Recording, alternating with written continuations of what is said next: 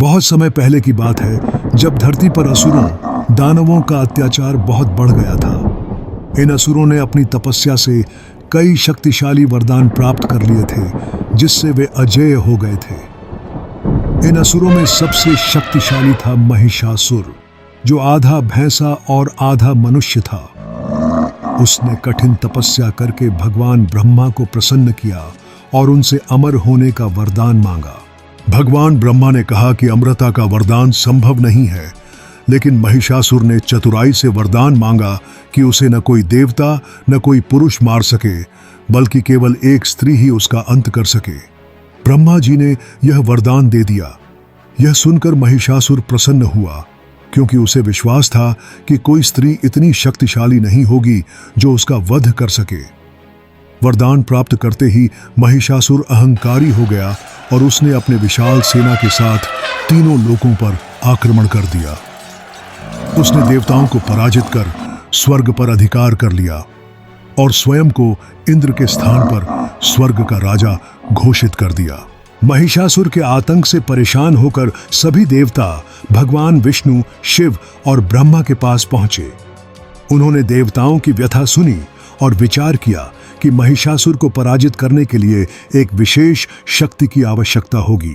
तब भगवान ब्रह्मा, विष्णु और महेश ने अपनी दिव्य शक्तियों का समन्वय किया, जिससे एक अद्भुत तेज उत्पन्न हुआ। इस तेज से एक दिव्य स्त्री प्रकट हुई, जिनका रूप अत्यंत तेजस्वी और अद्वितीय था।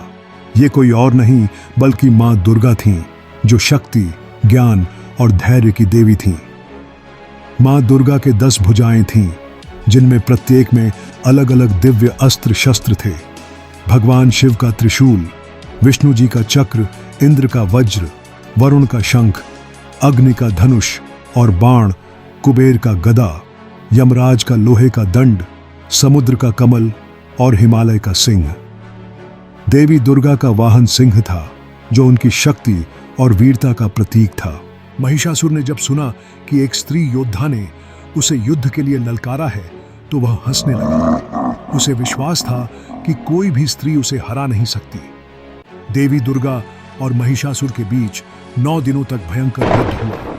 महिषासुर ने अपने मायावी रूपों से देवी को धोखा देने की कोशिश की। वह कभी शेर, कभी हाथी, कभी विशालकाय दानव का रूप ले लेता, लेकिन मां दुर्गा ने हर बार उसकी चाल को विफल कर दिया। 9वें दिन जब महिषासुर ने एक विशाल भैंसे का रूप धारण किया, तब मां दुर्गा ने अपने त्रिशूल से उसके हृदय को भेद दिया और उसका वध कर दिया।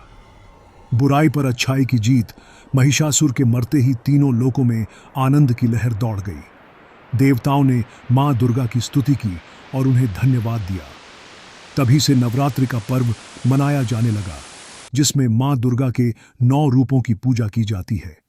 नवरात्रि का 10वां दिन विजयादशमी या दशहरा के रूप में मनाया जाता है, जो यह संदेश देता है कि असत्य कितना भी शक्तिशाली क्यों न हो, अंततः सत्य और धर्म की विजय होती है। नवरात्रि का यह पर्व हमें यह सिखाता है कि हमें अपने जीवन में भी धैर्य, शक्ति और साहस के साथ बुराई का सामना करना चाहिए।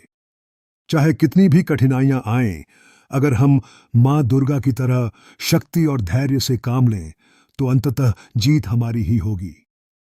जय माता दी।